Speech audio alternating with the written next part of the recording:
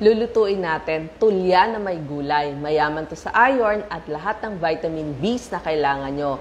So, anti-anemic, lalakas kayo, bagay din to sa mga pregnant at breastfeeding mothers. Kasama nga ito sa tinatawag na lactation or pangpadami ng milk. So, ang ipinrepair natin, kalahating kilyong tulya or ang tawag sa inyo, halaan or badoy sa ating kabisayaan. At lalagyan natin siya ng mga gulay, katulad ng green beans, ng okra, patatas or kamote. Depende sa gusto nyo. At saka, carrots. Ang mga pampalasa natin, hiniwang bawang, sibuyas, luya, at lalagyan natin ng kinchay. Ngayon, kung kayo po ay medyo sawa na sa usual halaan o tulya na nilagyan ng tubig na clear, tapos lalagyan lang ng dahon ng malunggay, iibahin natin, maglalagay tayo ng tomato sauce. Para, syempre, pag araw-araw ito kinain natin, mananawa tayo eh. Okay, umpisahan na natin. Maggisa na po tayo. So, kailangan talaga. Okay? So, ibabalik natin yung paggigisa natin dun sa tulya na may gulay. Inuulit ko po ang ating lulutuin. Tulya na may gulay, mayaman sa iron at vitamin D-B's. So, umpisahan na ho natin yung paggigisa dito sa ating sibuyas. So, ilakas ko lang yung ating apoy. So, igisa na po natin yung sibuyas, luya, yan. At isusunod natin yung ating bawang. Okay, so meron tayo. Ito po yung mga aromatics natin. So, bawang, mga pangpalasa. Yan. So, habang ginigisa natin, alam nyo po ba, ngayon ko lang nalaman na napakasustansya pala ng tulya, ng halaan o ng badoy.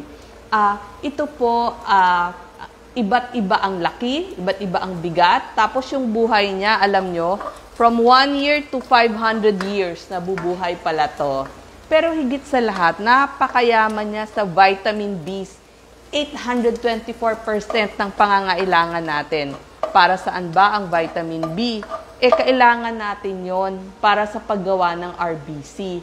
Yung red blood cells, siya yung nagdadala ng mga oxygen sa buong katawan natin para lumakas tayo. So, isama natin sa paggigisa yung ating tulya. Yan, sinama na ho natin. At titimplahan natin ng asin. Pwede pong asin, pwedeng patis, kung ano ho yung gusto nyong panimpla. Tapos, ang maganda pa, dito sa ating tulya, bukod sa mayaman sa vitamin B, so ilalakas ko lang. Bukod dun sa mayaman siya sa vitamin B, yan, timplahan muna natin. Yan, timplahan natin. Lagyan po natin ng kaunting patis or asin. At lalagyan din natin ng tubig. Yan. Kasi papabukahin natin yan eh. Pwede nyo na hong isabay yung inyong mga gulay. So, nilagyan ko lang ng konting tubig para hindi masunog yung ating mga aromatics. So, isabay nyo na po yung ating green beans. Yung green beans natin, kailangan lutong-luto yan. Yan. Yun po ang sikreto ng green beans para hindi maging mahangin yung ating tiyan. So, kailangan siya lutong-luto. Tapos, isama na rin ho natin yung ating mga gulay, katulad ng okra. Sama nyo na rin ho yung ating patatas. Yan. Ang carrots naman, pwede hong hilawang carrots. Pero kung gusto nyo na rin isama sa pagpapakulo, pwede na rin yan. Okay. So, dagdagan pa natin ng tubig. Timplahan nyo po ng more asin. Yan. Alam nyo po, ang maganda dito sa niluluto natin, sabi nga natin, para dun sa mga breastfeeding mothers. Kasi lahat ho ng pangangailangan nyo ng vitamin B's nandito ho, paggawa ng RBC. Higit pa dyan, may omega-3 fatty acid, may DHA, EPA, kaya bagay na bagay dun sa nanay at saka dun sa sanggol. Iron, syempre, maraming nawalang dugo, hindi ba? Tsaka kahit sa mga bata na nanghihina, iwas anemia, lalo na sa mahihirap na bansa. Ito rin ho, may vitamin C, kahit hindi siya plant, may protina, pampalakas. Tapos yung choline, ang isa po sa mayaman sa choline, itlog, pero mayaman din ho ang ating halaan. para sa atay, lalo na kung may fatty liver disease kayo. At dahil seafood to, may iodine tsaka selenium. Huwag ho kayong matakot. Second lowest concentration of mercury to.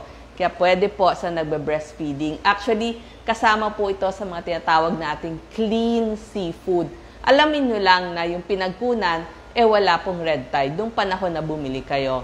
So, pwede sa heart, omega-3 fatty acid nyo, vitamin B, sa brain, immunity, zinc. Iwas lang po kung may allergy kayo sa halaan, sa badoy, sa tulya, iwasan nyo lang po kasi malalaman nyo naman. Tsaka yung tinatawag nga nating food poisoning. So, bubuka na yan. So, sabay-sabay nang lalambot yung ating mga gulay. Para maiba po, di ba, the usual nga, ang alam lang natin, yung nilagyan lang ng papaya o kaya ng sili. So, ang maganda po sa green beans, lutuin lang mabuti, mayaman ho sa fiber. So, maganda sa heart, sa LDL natin, sa tiyan. Low po ang FODMAP nito, kaya kailangan lutuin din natin mabuti. Maganda po siya sa tiyan. Pwede po sa buntis dahil may folate, sa buto, vitamin K, calcium, at saka kaya po bagay sa pregnant o nanganak, nagpapabawas po ito ng lungkot. Kasi dahil maraming folate, mapapababa niya yung homocysteine. So, pag mababa yung homocysteine, mas tataas yung serotonin tsaka yung dopamine natin. Tapos, yun na nga, iron. Mayaman din po ang green beans sa iron. Hindi kayo magkaka-anemic. At saka yung green niya, yung chlorophyll niya, yan, anti-cancer ho. So, nakikita nyo, naluluto na. So, sabay-sabay na silang naluto. Ang pagkakaiba po nitong niluto natin, lalagyan natin ng, para maiba po yung lasa, lalagyan natin ng tomato sauce. Yan. So, nilagyan natin ng tomato sauce. Okay. Yan po. Kung gusto nyo more soup, hindi ba pag nagbe-breastfeeding, gusto natin maraming soup. Yung nilagay ko mga half cup, kalahating tasa ng tomato sauce. Pwede po more, depende sa panglasa nyo. Katulad natin, gusto natin malasa. Tapos yung okra, antioxidants. So, anti-cancer pa, may mga phenolic compounds to, meron pong catechins, quercetin. Tapos po, maganda din sa pregnant at breastfeeding dahil dun sa folate. Pang low blood sugar to, high fiber para sa heart, tsaka maganda ho sa buto, may vitamin K. The usual, alam nyo na yung carrots, maganda sa mata, may lutein, tapos vitamin C, iron, biotin, pangpaganda ho ng buhok. Kasi hindi ba, pag bagong panganak ka, nalalagas yung iyong buhok. Yung patatas po, pwede pong patatas, pwede rin hong kamote. Depende ko ano yung mas gusto nyo. And sa bandang huli, lalagyan natin ng kinchay or celery. Yan. Pampabango. Aromatics po ito. At saka, para maiba, yung lasa nung ating sabaw. Ang maganda sa kinchay, may vitamin K, AC, vitamin A, vitamin C, meron din po siyang potassium, antioxidants. Tapos, so ito pong pin-repair natin, sabi ko nga, breastfeeding, maganda, mas dadami yung kanilang milk, pang lactation diet po ito.